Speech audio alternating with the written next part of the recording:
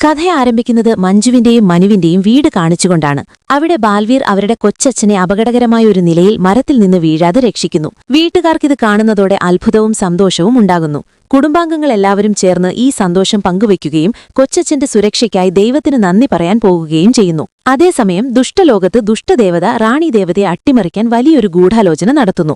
ബാൽവീറിനെ കെണിയിൽപ്പെടുത്തി ദേവതാലോകം പിടിച്ചെടുക്കാനാണ് ദുഷ്ടദേവതയുടെ ശ്രമം. ഒരു കുട്ടിയിലൂടെ ബാൽവീറിനെ അവരുടെ അടുത്തേക്ക് കൊണ്ടുവരാൻ അവർ പദ്ധതിയിടുന്നു. ബാൽവീർ തന്റെ യഥാർത്ഥ ഐഡന്റിറ്റി മറച്ചുവെച്ച് ബാലു എന്ന വേഷത്തിൽ മനുവിന്റെയും മഞ്ജുവിന്റെയും കൂടെ താമസിക്കുന്നു. അവരുടെ മുത്തശ്ശൻ ബാലുവിനെ സ്കൂളിൽ ചേർക്കാൻ തീരുമാനിക്കുന്നു. സ്കൂൾ പ്രിൻസിപ്പലിനെ കാണുന്ന മുത്തശ്ശൻ ബാലുവിന് പ്രവേശനം നൽകണമെന്ന് ആവശ്യപ്പെടുന്നു.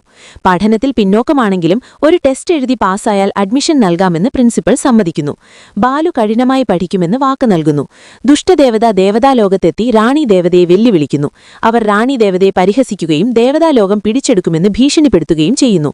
ബാൽവീറിനെ ഇനി തന്നിൽ നിന്നും ഒളിച്ചിരിക്കാൻ കഴിയില്ലെന്ന് ദുഷ്ടദേവത പറയുന്നു.